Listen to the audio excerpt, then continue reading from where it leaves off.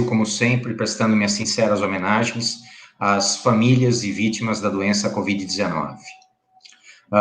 Trazemos aqui hoje um tema extremamente pertinente e prático, no tocante a uma iniciativa obrigatória de todos nós, que chamamos de autoconhecimento, que posteriormente deve ser seguida de uma atitude chamada reforma íntima, ou modificação das próprias atitudes, no sentido de buscar a cada dia, a cada oportunidade, ser um eu melhor. O tema é inteligência emocional, tá certo? A nossa fala hoje, ela vai ser dividida em duas partes. Na quarta de hoje, eu vou estar falando sobre a inteligência emocional relacionada a questões interpessoais. Como a inteligência emocional, ela se manifesta na forma como eu lido com o próximo. E na semana que vem, eu vou falar da inteligência emocional na forma como eu lido comigo mesmo, tá certo? Para começar a nossa conversa, a gente vai contextualizar a questão sobre inteligência. No conceito tradicional de inteligência, as pessoas antigamente, quando eu digo antigamente, eu digo do início do século XX até a década de 80, elas eram divididas entre as pessoas mais e menos inteligentes, de acordo com as capacidades de raciocínio lógico e facilidade de aprendizado. E, a partir da década de 50, foi desenvolvido um teste muito famoso chamado teste de QI, quociente intelectual. E aí aparece a figura do eminente psicólogo cognitivo educacional americano chamado Howard Gardner. Howard Gardner achava essa ideia de inteligência cultivada até a década de 80 algo muito limitador, porque dividia as pessoas entre somente mais e menos inteligentes e as classificava a partir de um número resultado de um teste. E a partir do seu trabalho e do seu estudo, Howard Gardner cria um conceito que até hoje é trabalhado e é aceito no meio psicológico e no meio educacional, chamado conceito de múltiplas inteligências. Essa teoria das inteligências múltiplas, ela considera que todas as pessoas possuem tipos de inteligências diferentes. E não é justo dividir as pessoas entre mais e menos, baseados em um único teste que determina a capacidade de resolução de problemas. Para vocês terem uma ideia, quais são os 7 tipos de inteligência que esse pesquisador americano, psicólogo e educacional, chamado Howard Gardner, cunhou. Primeira inteligência, inteligência linguística, capacidade de lidar com comunicação. Como eu me comunico, como eu trabalho com a linguagem. É uma inteligência própria de pessoas que escrevem, que leem, que se comunicam verbalmente, que sabem escutar, que têm competências relacionadas às questões de comunicação. A segunda inteligência é uma inteligência mais tradicional, a inteligência lógica matemática. Diz respeito à capacidade das pessoas de resolverem problemas. Pessoas ligadas à área das ciências exatas. Pessoas que têm mais facilidade com matemática, com física, com química. A terceira inteligência é a inteligência motora.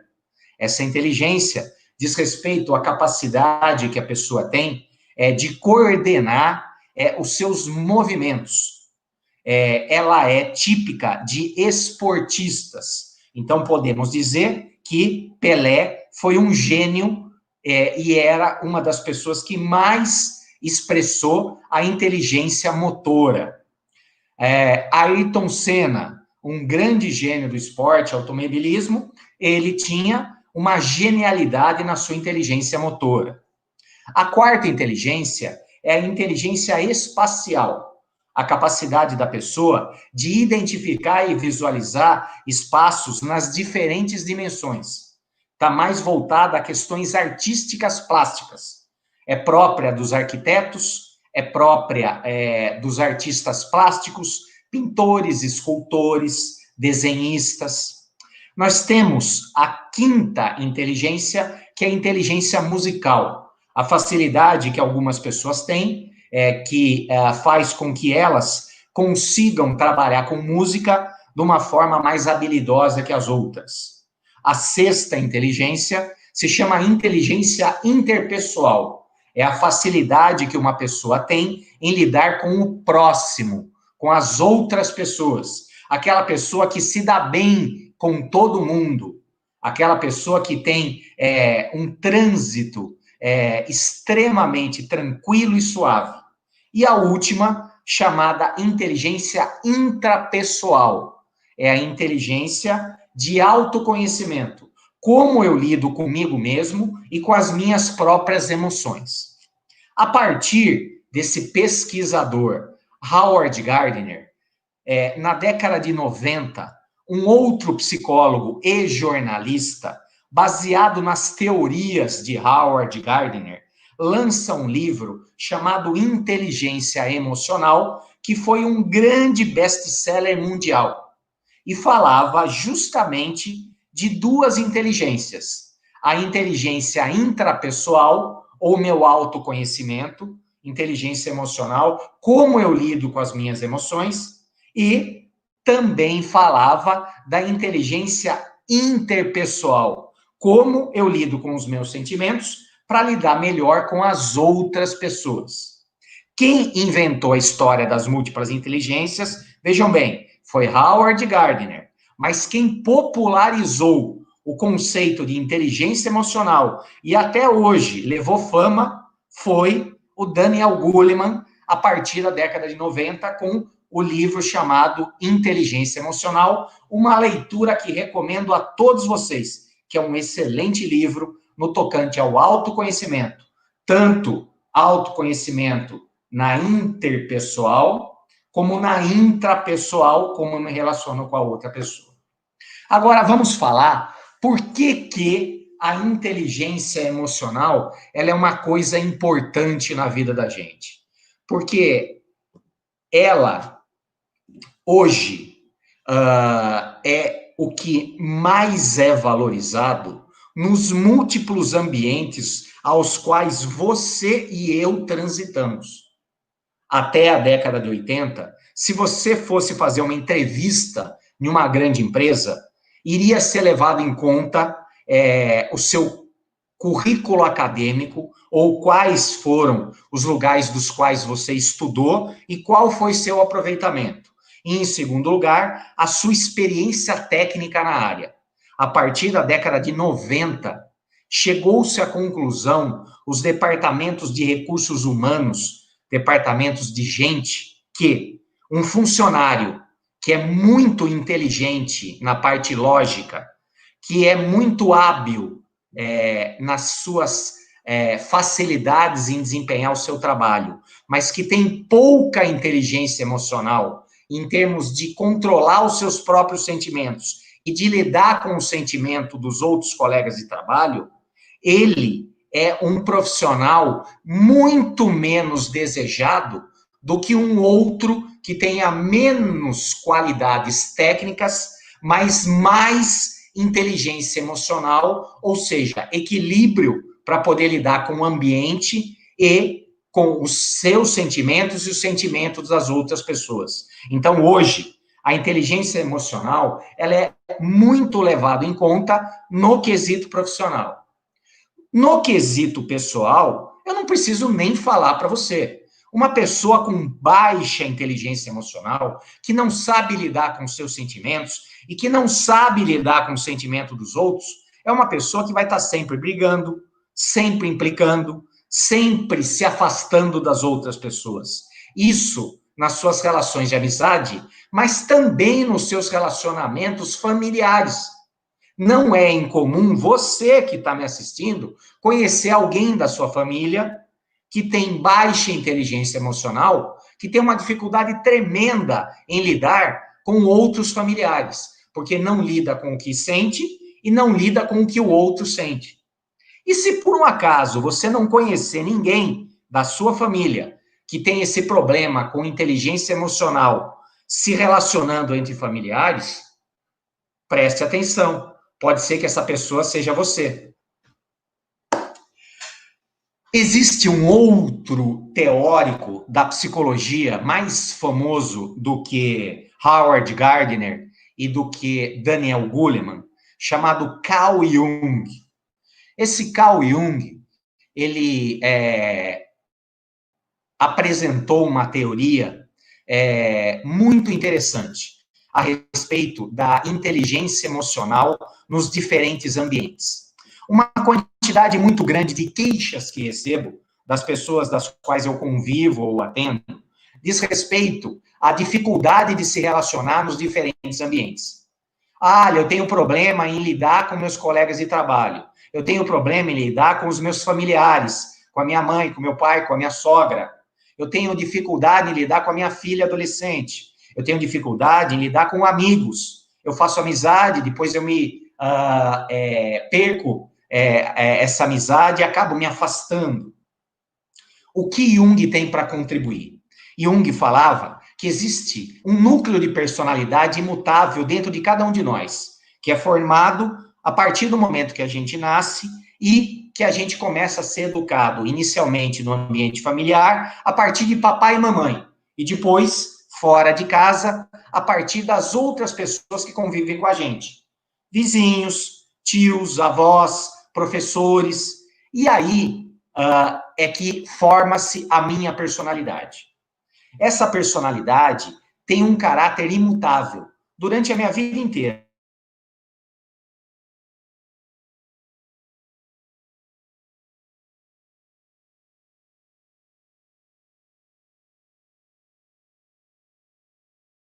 Do nascimento à morte.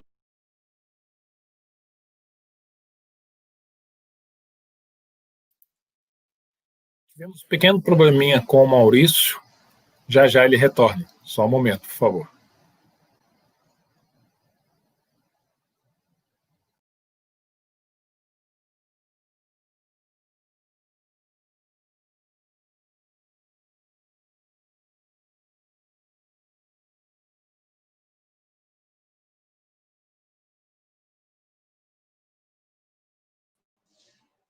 Desculpem a nossa falha técnica. Foi a internet que caiu.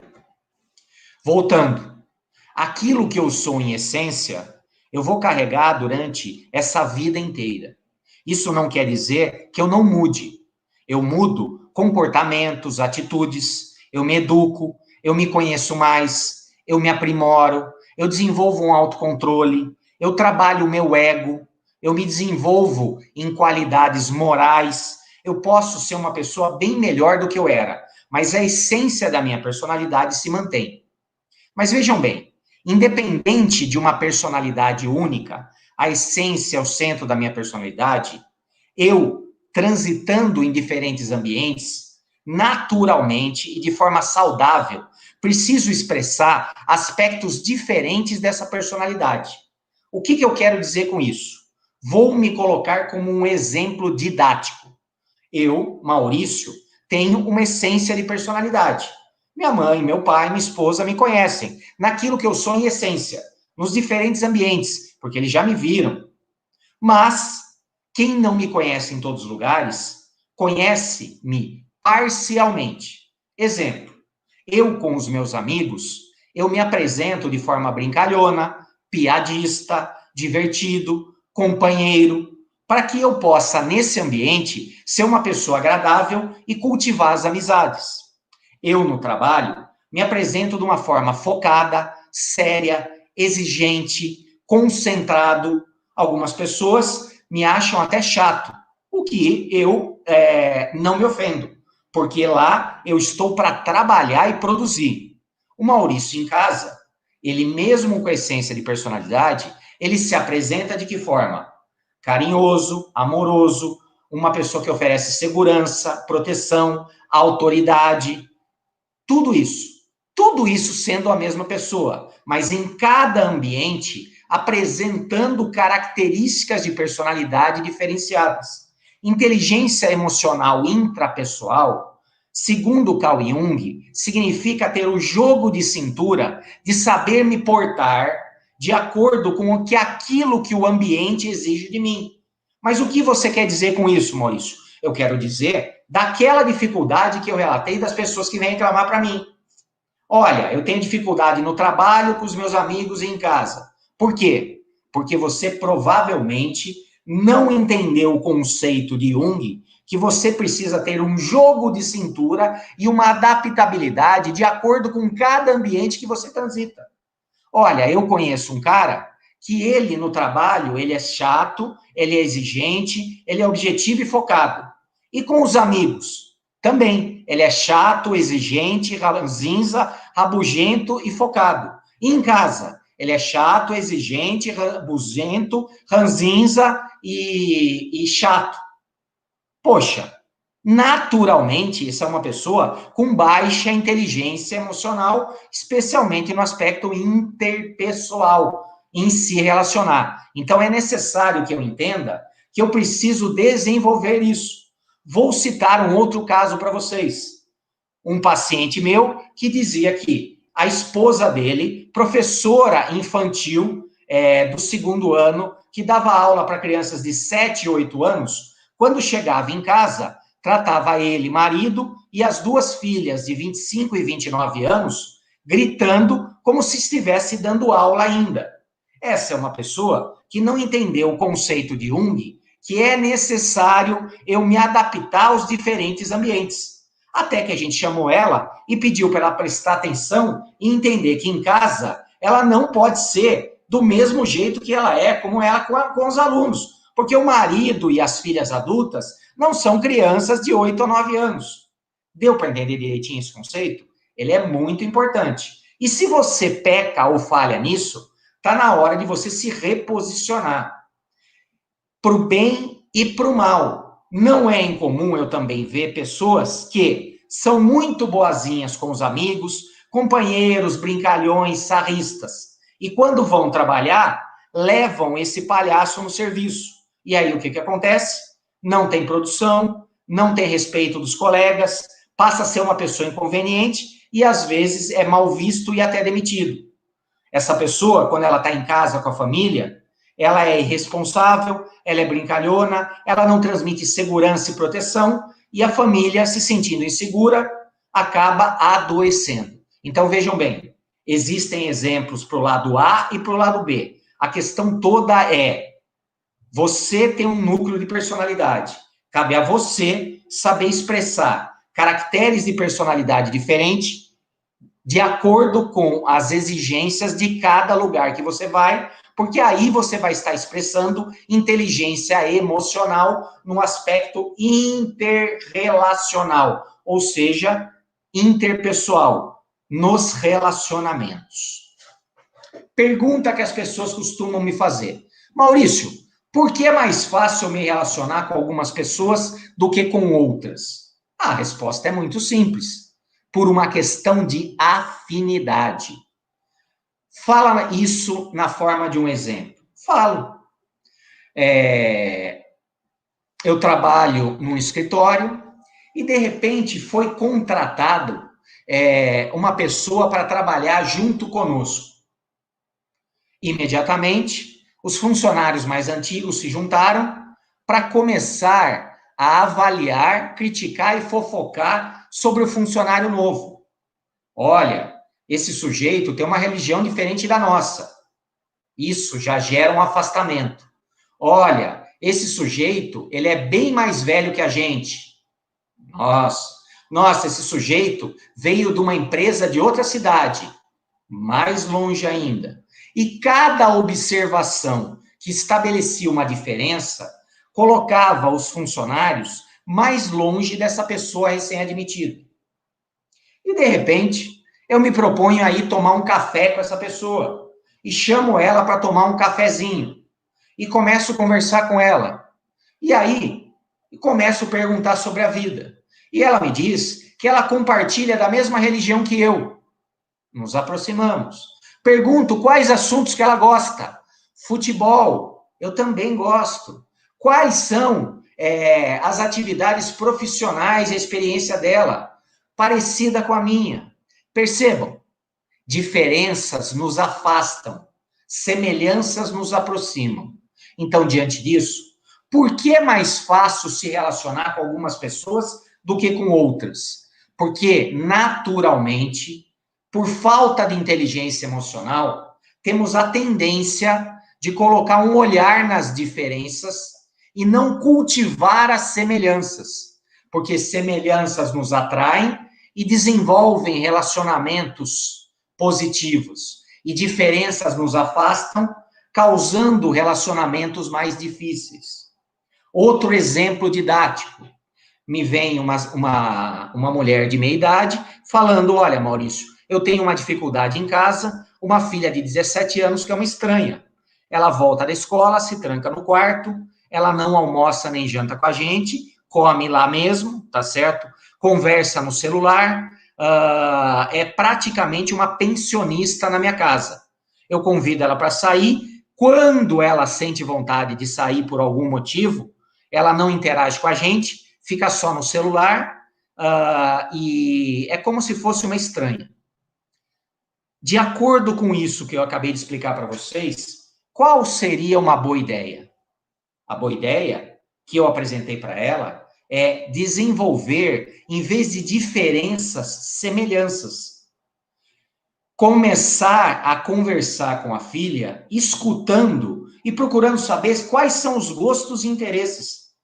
Mas a minha filha gosta de coisa totalmente diferente da minha época. Será mesmo ou você está sendo preconceituosa? Sua filha é vaidosa? É, Maurício. E você? Sou também. Ela gosta de fazer a unha? Gosta, ela mesma faz. O que você acha de convidar ela para fazer a unha num sábado à tarde? No salão que você faz? Convida ela, leva ela. E quando você estiver no salão junto com ela, tente puxar um assunto perguntando coisas para ela e se interessando sobre a vida dela. Não fazendo um interrogatório a título de cobrança, mas se interessando realmente. Como é que estão seus amigos? Que tipo de música você gosta? O que você assiste na televisão? Quem sabe algumas das informações que ela passa não lhe despertam o desejo de, através de um pequeno esforço, buscar o exercício de tentar acompanhar uma das atividades da sua filha, para que vocês possam ter algo em comum para compartilhar e quebrar esse gelo. E a partir dessa aproximação por afinidade, desenvolver um relacionamento que pode se expandindo e que, se não for de melhor amiga, pelo menos é de confiança, para que vocês se tornem próximas. Isso vale para qualquer pessoa, um amigo, um parente, um pai com um filho.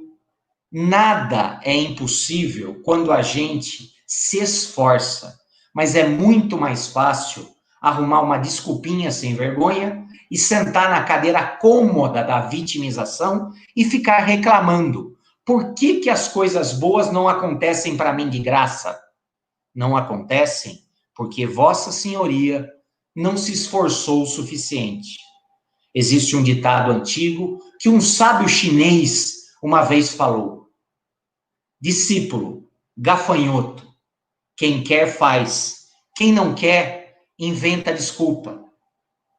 E eu, todos os dias, infelizmente, escuto uma quantidade razoável de pessoas me falando uma frase que me desperta arrepios. Eu não consigo. A frase eu não consigo é autocondenatória. Ela é contrária ao autoconhecimento e à reforma íntima. Ela é contrária à inteligência emocional. ela é contrária até à inteligência lógica, porque não tem nada que um ser humano não consiga. Quando um sujeito fala eu não consigo, e você que está me ouvindo sabe que é para você, você está se autocondenando a nem ter o trabalho de se esforçar. É fácil, é cômodo. Eu não consigo e pronto. Eu, como profissional, sugiro que você substitua o eu não consigo por eu tenho dificuldade, preciso de ajuda para superar essa dificuldade. Porque ao ser humano, nada é impossível.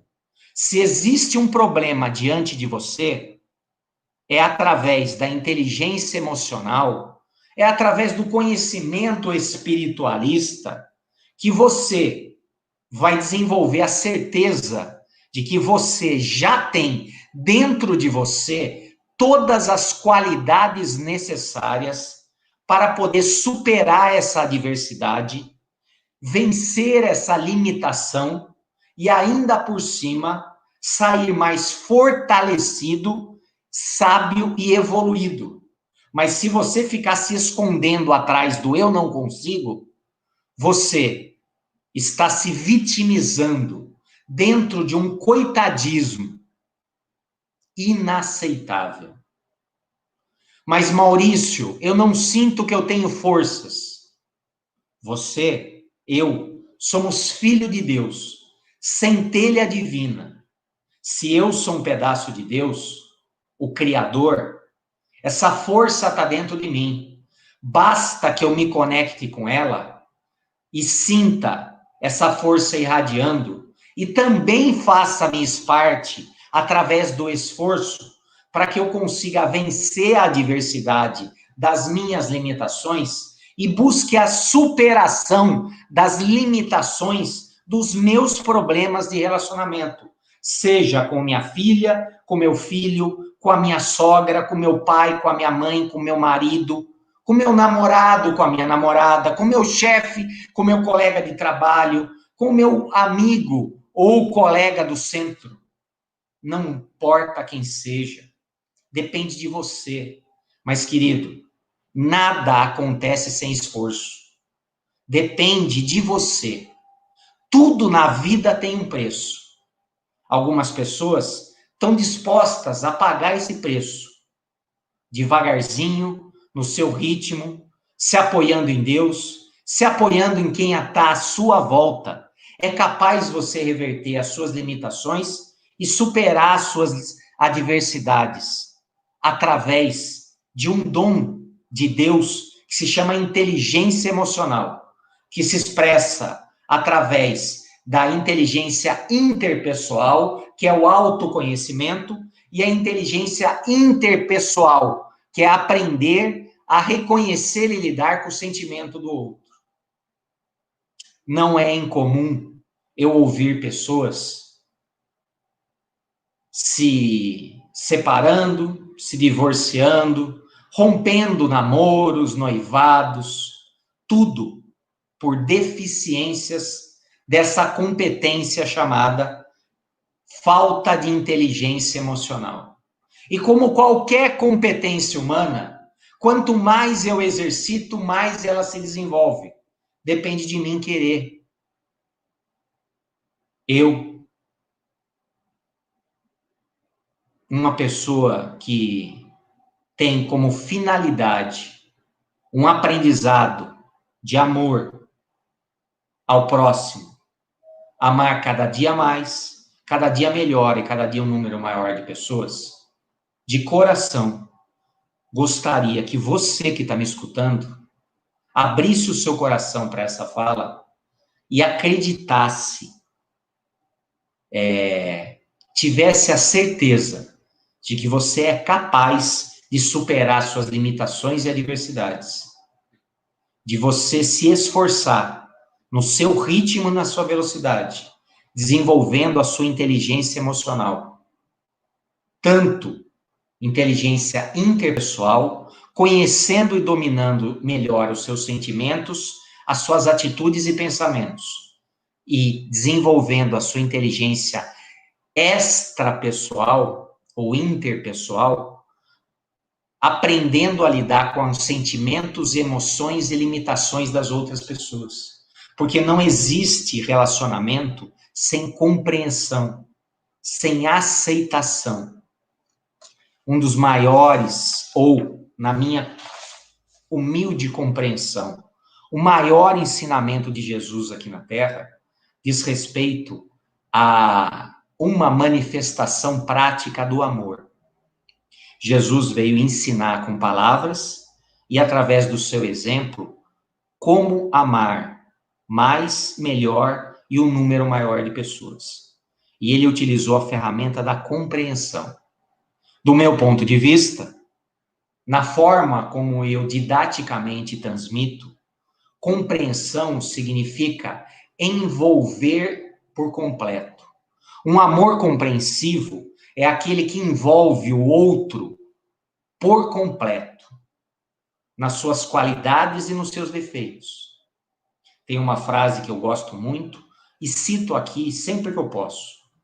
Uma pessoa gosta da outra pelas suas qualidades, mas ela ama inclusive pelos seus defeitos. E se eu me proponho a amar alguém, eu me proponho a amar de forma compreensiva, abarcando, envolvendo, compreendendo, aceitando e amando o que ela tem de bom e o que ela tem de ruim. Porque eu entendo que ela e eu somos seres num estágio evolutivo transitório, que possuímos ao mesmo tempo luz e sombra, que temos qualidades e virtudes, que temos inteligências múltiplas, mas que também temos defeitos, vícios, que fazem a gente ter dificuldade em lidar com a nossa inteligência emocional. E é para isso que estamos conversando. É para isso que estamos aprendendo. O amor de compreensão é aquele que, em primeiro lugar, se aceita. Eu me aceito do jeito que eu sou, com meus defeitos, com os meus vícios, mas também com as minhas qualidades, com o meu esforço, com o meu tempo. E devagarzinho, eu vou pegando esse monte de barro e moldando um vaso. Não só para enfeitar, mas para poder ser útil, para saciar a sede, colocando água e entregando para alguém, e matando a minha própria sede. Esse é o sentido do autoconhecimento da reforma íntima. Essa é a comparação, a ligação, link com a inteligência emocional, interpessoal, autoconhecimento, extrapessoal, aceitação incondicional do outro, compreensão do outro do jeito que ele é. Mas, Maurício, o meu namorado é difícil, ele tem problema, ele é humano, ajude ele a melhorar. Mas, Maurício, o meu filho é difícil, ele não aceita o que eu falo, ele é rebelde, ele briga. Entenda que a evolução não dá saltos. Que se hoje ele manifesta essas características de personalidade, a vida vai ensinar ele, através do amor ou da dor, a ser uma pessoa mais doce e maleável. E se você, como mãe, ama ele, tente compreender, amar de forma envolvente, e em vez de julgar, afastar, tente buscar semelhança, se aproximar, para ver se você pode ser alguém que venha a agregar, não a diminuir, a subtrair, a dividir. Esse é um grande sentido que a gente gostaria de dar.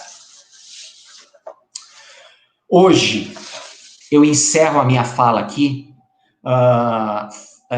focando preferencialmente no aspecto da inteligência emocional, no que diz respeito de como lidamos com as outras pessoas. Na próxima quarta-feira, pretendo, se Deus quiser, continuar a nossa conversa da inteligência emocional, focando em como nós lidamos com as nossas próprias emoções, sentimentos, para que a gente encerre esse ciclo. Coloco à disposição perguntas, comentários, para que eu possa enriquecer a conversa da semana que vem. Espero que tenham aproveitado. Se gostaram, dê um like, compartilham. Todos os vídeos ficam armazenados no YouTube. E se você acha que alguém pode se beneficiar, não custa nada compartilhar esse conteúdo para que outra pessoa também, caso necessite, venha a aproveitar. Seja positivo na vida dela. Seja alguém multiplicador dessa mensagem que a gente é simples e humilde.